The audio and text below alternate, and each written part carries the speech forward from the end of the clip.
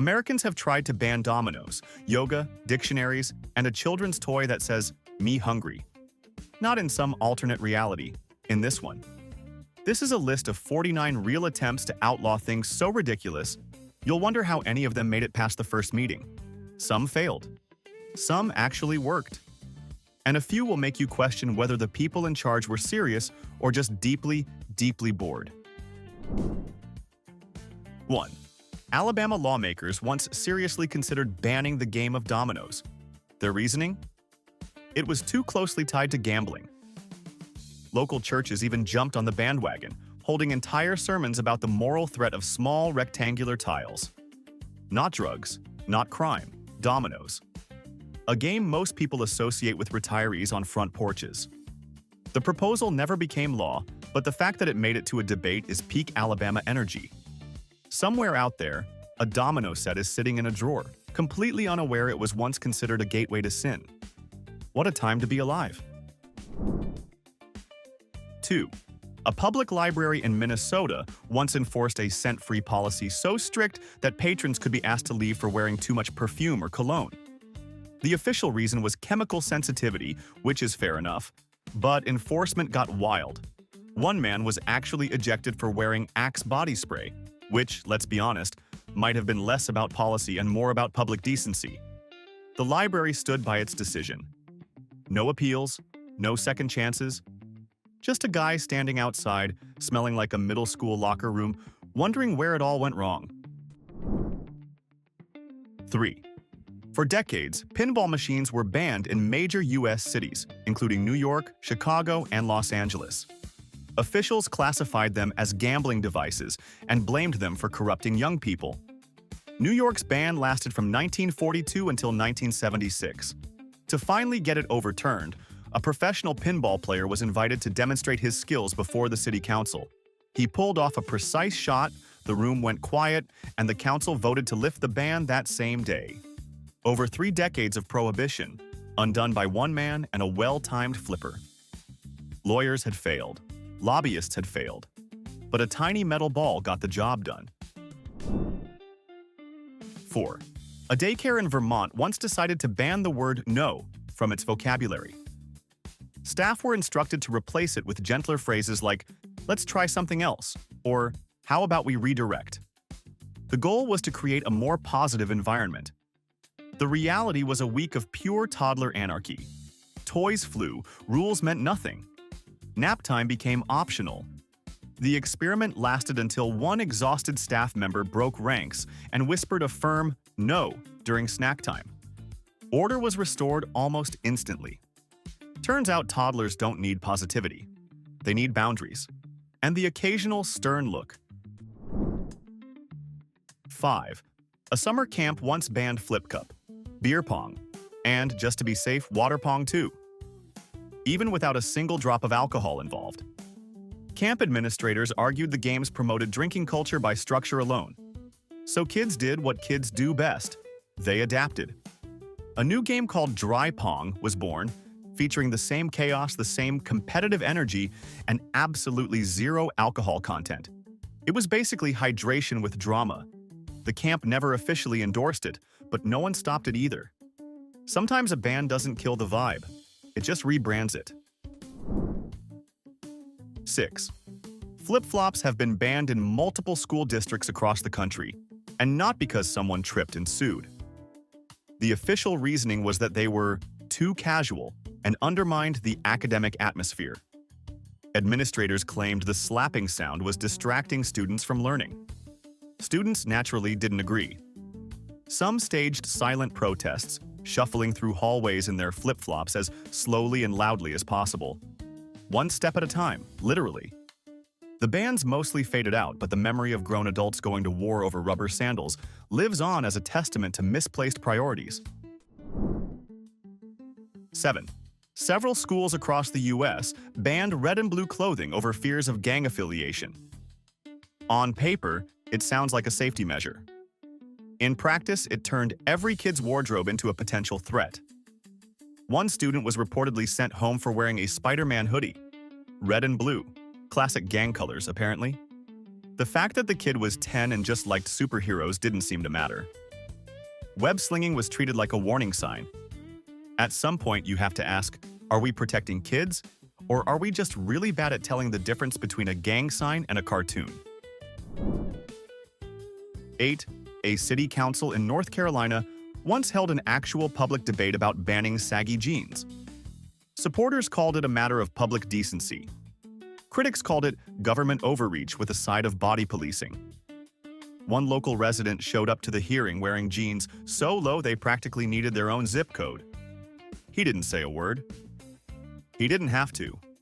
The room got the message. The proposal never became law, but it made national news, which means somewhere out there, saggy jeans won a cultural victory without even trying. Democracy looked a little different that day. 9. A handful of schools across the country once tried to eliminate Valentine's Day celebrations entirely, claiming they caused emotional inequality among students. The logic was that kids who didn't receive cards felt excluded, which sure, is a valid concern if you ignore everything else about childhood. Instead of fixing the problem, they just stripped the holiday of anything enjoyable. What they didn't anticipate was the underground resistance. Kids started passing secret notes through backpacks and whispering, "Be my Valentine," in hallways like tiny operatives on a classified mission. The administration wanted peace. What they got was a covert love network run by 9-year-olds with zero chill. 10. Captain Underpants, the beloved children's book series, was pulled from school libraries by multiple districts over the years. The concern was that it promoted bad behavior and disrespect for authority. Meanwhile, the books were flying off shelves at bookstores faster than ever. Banning them only made kids want to read more, which is genuinely hilarious if you think about it. A book about a principal running around in underwear became a literacy movement because adults tried to stop it. If that's not the most perfectly American outcome to a book ban, nothing is. 11. A Christmas parade committee once banned reindeer costumes. The official explanation: real reindeer were too majestic to imitate, and the costumes were disrespectful to the animal's dignity. One man showed up dressed as what he called a generic winter quadruped, complete with antlers and a name tag that read, "Definitely not a reindeer." The crowd loved it. The committee did not. But by then, the local news had already picked it up, and the whole thing became a holiday tradition of its own. Sometimes the protest is more fun than the parade. 12. In the 1980s, Dungeons & Dragons faced bans in schools across several states due to a widespread panic linking the game to Satanism and witchcraft.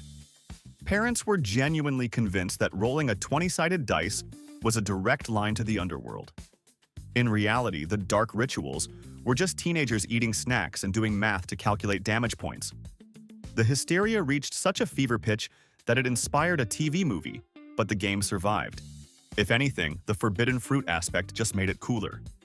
Turns out, the only thing being summoned was a lifelong love of storytelling and expensive miniature figures. 13. A teacher once banned erasers from her classroom. Her logic was that mistakes should stay visible so students could learn from them. It sounds deep until you remember that these were 8-year-olds doing math worksheets, not philosophers reflecting on the human condition. Parents were furious. They argued their kids shouldn't be punished for wanting a clean page. The school district eventually reversed the decision, but the teacher reportedly stood by her philosophy. No word on whether she applied the same rule to her own paperwork. Something tells me she didn't. 14. A county in Georgia once considered banning wind chimes on residential porches. The whole thing started because a single neighbor filed a noise complaint, claiming the chimes were giving him insomnia. The town council actually debated it for 2 full hours. No ban was passed, but the story leaked. And the next day, the local hardware store reported a suspicious spike in wind chime sales. Apparently, nothing motivates Americans to buy something faster than hearing someone tried to outlaw it. That neighbor probably sleeps with earplugs now. And the sound of sweet petty revenge. 15. Alabama public schools once banned yoga from being taught in any capacity. State lawmakers were convinced it would indoctrinate children with Eastern religious beliefs. And the restriction even covered saying the word namaste out loud. So basic stretching after lunch quietly became a moral crisis. The ban lasted for years and wasn't fully lifted until 2021, though using namaste reportedly remained off-limits even after that. Only in America can the act of touching your toes turn into a constitutional debate. Legislators spent more energy worrying about child flexibility than child literacy, which really says something about where priorities were at. 16. On some college campuses, administrators asked students to stop wearing Halloween costumes that depicted food, claiming it was objectifying to culinary culture. The rule targeted anything edible, from banana suits to walking pizza slices. A group of seniors decided to malicious compliance the situation by dressing as abstract concepts instead. One student came as umami, another as spiciness, and one particularly brave soul simply wore gray and called himself leftovers. No disciplinary action was taken, mostly because the administration couldn't figure out how to write up a student for impersonating a flavor profile. 17. A zoo gift shop banned rubber snakes after too many kids used them to terrorize visitors. Fair enough. But removing them from the shelves didn't end the problem. It created a movement. Someone started hiding rubber snakes around the zoo like twisted little Easter eggs. Guests found them in bushes, near exhibits, and inside vending machine slots. Security tried to track the culprit down, but gave up entirely after finding one tucked inside a potted plant in the director's personal office. Whoever that person is, they're out there somewhere, living their best chaotic life. A true folk hero. 18. A woman was once fined by her city for putting up a little free library box outside her home. The charge? Violating local zoning laws. She wasn't running a business. She wasn't blocking a sidewalk. She was giving away books for free to anyone who walked by, and the city decided that was a problem worth pursuing. The community responded fast. Within a week, 3 more little free libraries appeared on her street, each one built out of plywood and pure spite. The city quietly dropped the case once local news picked up the story. Finding someone for promoting literacy turned out to be a terrible look, even by bureaucratic standards. 19. A museum once posted signs asking visitors not to point at the artwork. Use your eyes, not your fingers, the signs read. The goal was to prevent accidental contact with the pieces, which is fair. What wasn't fair was the enforcement. One tourist was reportedly scolded for pointing at a painting that depicted a man pointing. Standing there, finger raised, perfectly matching the pose of the subject, and someone in a lanyard tells you to stop. If irony were a museum exhibit, this moment would be behind glass with a plaque and a gift shop keychain dedicated to it. The painted man naturally was never asked to comply. 20. In the 1980s, roller skating inside malls became so popular that management teams across the country started banning it outright. Security guards were issued whistles and told to chase down anyone on wheels, which, if you picture it, is already funnier than anything on TV that decade. Teens didn't stop skating, though. They just moved to grocery store parking lots and kept going. The malls lost their coolest visitors, the parking lots gained a subculture, and retail rebellion was officially born. All because someone in a suit decided rolling was a threat to commerce. 21. At one county fair, chewing gum was banned entirely on the grounds, not because someone stuck it under a bench, because someone claimed the livestock were choking on discarded pieces. Cows, specifically. Veterinarians later debunked the whole thing, confirming that cows are not, in fact, gum-hunting opportunists. But the rule stayed anyway, because once a county fair commits to a ban, it sticks, literally and figuratively. So if you were there and wanted to chew gum, tough luck. The cows won, and they didn't even know they were in the fight. 22. In some parts of the country, it was once illegal to own more than a certain number of cats. One town set the cap at 3. 3. As if there's a magic number where cats stop being pets and start being a public health concern. Cat owners were livid. They called it feline discrimination. And honestly, it's hard to argue with that phrasing. Some threatened what they called a fur-coated rebellion, which sounds adorable and slightly threatening at the same time. The law was eventually relaxed, but the tension between cat lovers and local government? That never fully went away. 23. An amusement park once tried to ban selfies on rides after realizing that flying smartphones are basically unguided missiles at 60 miles per hour. The safety concern was valid, but enforcement was a nightmare. The park ended up with a rulebook thicker than a novel, detailing exactly when and where cameras could be out. Guests still tried to sneak them on, leading to a constant game of cat and mouse with ride operators. It became a battle of wills. The park's desire for safety versus the modern human need to document every single second of screaming terror. The phones usually won. 24. Inspired by the ninja movie craze, several states moved to outlaw nunchucks. But the real threat wasn't organized martial artists. It was suburban teenagers who watched one too many action films and suddenly believed they were black belts. Most of them ended up smacking themselves in the face or getting tangled in their own belts before causing any real damage. The bans were more about protecting kids from their own delusions than protecting the public. America has been quietly shielding the world from backyard Bruce Lee since the 90s, and honestly, we should be grateful. 25.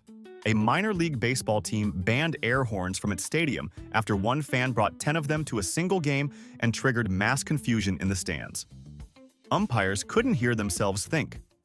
Players flinched at random. The next game, fans showed up without horns but clapped in unison as a form of protest. Then someone brought a kazoo. Then a dozen more followed. The stadium turned into the weirdest orchestra in American sports history. The team eventually loosened the rules, probably just to avoid whatever instrument fans would bring next. Tubas were rumored. 26. A homeowners association in Nevada banned garage sales, claiming they lowered the neighborhood aesthetic. Because nothing threatens property values like a folding table with old DVDs on it. One resident found a loophole and turned their garage into an art installation, where every item had a price tag and a pretentious description. A chipped mug became Vessel of Mourning Regret, circa 2004. The HOA couldn't technically shut it down. Modern art? Debatable? Passive-aggressive genius? Without question. Sometimes the best protest is one your opponent can't even define. 27. In the early 20th century, some American towns tried to ban jazz music outright. The genre was labeled immoral, chaotic, and dangerously exciting. That last one is especially funny. Imagine looking at a saxophone player and thinking, this man is a threat to public order. Jazz didn't care about the bans. It played louder, spread faster, and became one of the most defining art forms in American history. Every city that tried to silence it ended up producing more of it. The lesson here is simple. You can't ban a beat, especially one that swings. 28. A bakery once introduced a policy requiring customers to show ID before they could get "Happy Birthday" written on a cake. The reason? Too many prank orders. Apparently, people had been requesting increasingly unhinged messages, and the staff had had enough. One legendary order reportedly read, "Congrats on the divorce, Kevin." The bakery drew the line, but the internet didn't. That cake went viral. Kevin's divorce became public knowledge, and the bakery became famous for the one thing it was trying to stop. Sometimes the cake really does right itself. 29. A university in California briefly banned students from throwing frisbees on campus lawns. The administration claimed it was a safety hazard and a distraction from academic life. Students disagreed. They organized a massive Freedom Frisbee protest on the main quad, with hundreds of discs flying through the air at once. The administration reversed the decision within days. It was a rare case of a protest being both effective and genuinely fun. If there's one universal truth in America, it's this. Never try to separate a college student from a flying disc. You will lose. 30. A city council once floated the idea of banning drum sets from residential garages. The proposal came after a wave of noise complaints from neighbors who were tired of amateur rock bands practicing at 2 in the morning. Local music stores tried to help by promoting electronic drum pads as a quiet alternative. They were quieter, sure, but they were also deeply sad. No rattle, no crash, no soul. Garage bands were never meant to be silent, and deep down, even the annoyed neighbors probably knew that. The proposal faded away and the drums played on. 31.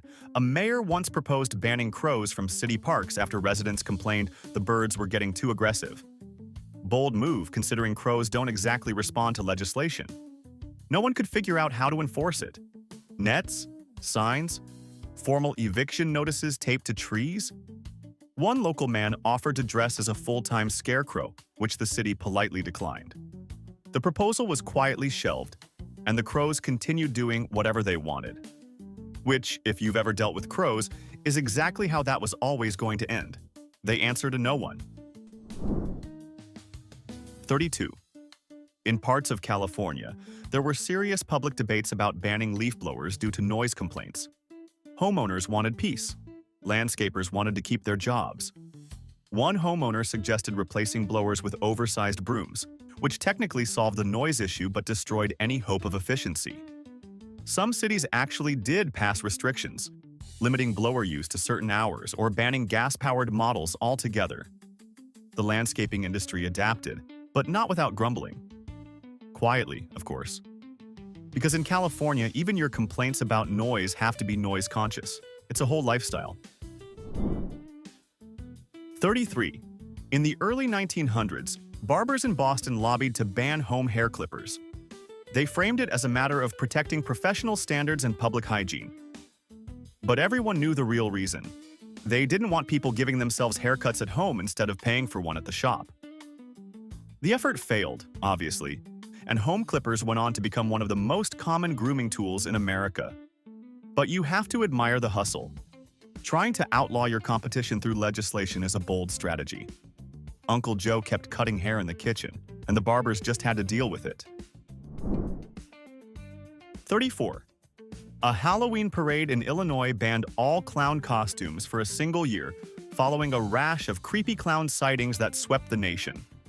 While vampires, werewolves, and zombies were welcomed with open arms, anyone sporting a red nose and oversized shoes was escorted off the premises. The distinction was purely arbitrary. But for that one October, a cheerful circus performer was considered a greater public threat than the literal undead. The ban was lifted the following year, but the image of security guards profiling people for having excessively happy makeup remains a highlight of local history. 35. Backyard chickens became so trendy in some American towns that local governments tried to ban them based on noise pollution. Neighbors were fed up with pre-dawn squawking during egg-laying hours. Chicken owners fired back, calling it part of the organic lifestyle. The compromise? Chicken curfews. Actual curfews. For chickens. Owners were required to keep their birds quiet before a certain hour, as if you can negotiate silence with a rooster. Spoiler, you absolutely cannot. But the ordinances exist, and somewhere in suburban America, a chicken is technically breaking the law right now. 36. The city of Hollywood banned silly string on Halloween after years of cleanup disasters. The stuff was getting plastered on buildings, clogging storm drains, and coating parked cars in a neon crust that took hours to scrub off. Violators faced fines up to $1,000, which sounds serious until you realize enforcement meant catching costumed strangers mid-spray on the busiest night of the year. Officers tried. They mostly failed. One cop reportedly chased a guy in a gorilla suit for 2 blocks before giving up entirely. The ban technically still exists, making Hollywood one of the few places where a can of party foam carries actual legal consequences. 37. In the early days of the internet, multiple U.S. libraries blocked access to comic book websites. They categorized them as non-educational and potentially distracting. Meanwhile, in the very same buildings, graphic novels were sitting on shelves winning national literary awards. So Batman on paper was fine. Batman on a screen? Unacceptable. The logic didn't hold up, and most libraries eventually reversed course. But for a brief, awkward moment in history, Librarians were the gatekeepers of what counted as real reading, and comics lost that fight. Temporarily, because comics always come back. Always. 38. A school district in California once tried to remove dictionaries from classrooms. The stated concern was that the books contained inappropriate content. They were worried kids might look up certain words and learn things they weren't supposed to, which is genuinely one of the most ironic things a school has ever done. Banning the one book designed to explain the meaning of every word, including the word ban. The decision was reversed after public backlash, but the fact that it happened at all is a reminder that sometimes the biggest threat to education comes from inside the building. 39. One elementary school decided to ban birthday celebrations entirely. The administration pointed to equality concerns and time management, which meant every classroom tradition was suddenly off the table. Treats, cards, singing, all of it, gone overnight. Parents took it about as well as you'd expect, which is to say, not well at all. The PTA staged a formal revolt, and within a week, a covert cupcake operation was running out of the second-grade hallway. Teachers looked the other way. Kids smuggled frosting like it was contraband. The ban was reversed within a month, but the legend of the underground birthday ring survived long after. The school learned something that year. You can take the party out of the classroom, but you absolutely cannot take the party out of a 7-year-old. 40. In several U.S. cities, feeding pigeons in public is technically illegal. The justification usually involves public sanitation and population control, reasonable enough on paper. But enforcement is a whole different story. Try telling a 70-year-old man on a park bench that his breadcrumbs are a violation of municipal code. He's not stopping. He's been feeding those birds since before the law existed, and he will continue doing so with absolute defiance. The war on pigeons is real, well-funded, and almost completely unwinnable. The birds keep showing up, the breadcrumbs keep flying, and city officials keep pretending they have it under control. 41. In the 19th century, some American towns tried to ban ice cream sodas on Sundays. The drink was considered too indulgent and too enjoyable for the Sabbath, which apparently had a fun limit. Soda fountain owners weren't about to lose a day of sales, so they came up with a workaround. They served ice cream without the soda and called it a sundae, spelled differently just to avoid legal trouble. So a puritanical attempt to ban fizzy desserts accidentally gave birth to one of America's most beloved treats. If that's not the most delicious backfire in history, nothing is. 42. A city council in New Mexico once tried to ban dancing in certain public spaces. If that sounds like the plot of Footloose, that's because it basically was. Residents didn't just push back, they organized. 300 people showed up on the mayor's front lawn and performed a synchronized line dance in protest. No violence, no shouting, just boots, rhythm, and a very clear message. The proposal was dropped shortly after, because when your citizens respond to a ban with choreography, you've already lost. And honestly, that might be the most American protest ever staged. 43. A shopping mall once banned what it called escalator loitering. Apparently, too many teenagers were riding the escalators up and down repeatedly without ever buying anything. Security guards started issuing verbal warnings to repeat offenders. The teens responded by turning their escalator rides into slow-motion performance art, striking dramatic poses on every step. Management didn't know how to classify it. Was it loitering? Was it expression? Was it annoying? Yes, to all three. But you can't find someone for standing still on a moving staircase. The teens knew it, and they milked every second. 44. Some coastal cities tried banning metal detectors on public beaches, arguing that hobbyists were damaging the sand and disturbing the peace. Treasure hunters fought back with handmade signs reading, "Let us beep in peace," which honestly deserves an award for protest slogans. The bans generally failed because, when you think about it, these people are effectively unpaid janitors removing rusty nails and bottle caps for free. Penalizing the only group of people willing to clean up sharp objects from where your kids play barefoot was a strategy that collapsed under its own lack of logic. 45. A summer camp in Oregon banned clapping during meals. The official reason was that it startled nearby wildlife. The real reason? Campers had turned every single mealtime event into a standing ovation. Every joke, every spilled drink, every loud burp was met with thunderous applause. Staff replaced clapping with silent jazz hands, which technically solved the noise issue but created something far more unsettling. Imagine 50 kids silently waving their hands in unison while staring at you. Encouraging? Maybe. Deeply creepy? Absolutely. The wildlife was probably more disturbed by the jazz hands than the clapping. 46. In 1999, several U.S. intelligence agencies, including the Pentagon and the NSA, banned Furby toys from their buildings. The fear was that these fuzzy electronic creatures could record conversations and repeat classified information back. Grown adults with top-level security clearances were genuinely alarmed by a plastic owl-hamster hybrid with blinking eyes. In reality, Furbies didn't record anything at all. They came pre-programmed with a set vocabulary and simply mimicked learning over time. But the ban stood anyway. Somewhere in a government filing cabinet, there's a dead serious memo about the national security threat posed by a children's toy that randomly says, "Me hungry." The Cold War had nothing on this level of paranoia. 47. A town in Wisconsin once proposed banning snowball fights. Officials classified throwing a snowball as projectile assault, which is technically accurate in the most joyless possible way. Local kids were outraged. The idea that a snowball could land you in legal trouble struck most people as absurd, even by small-town government standards.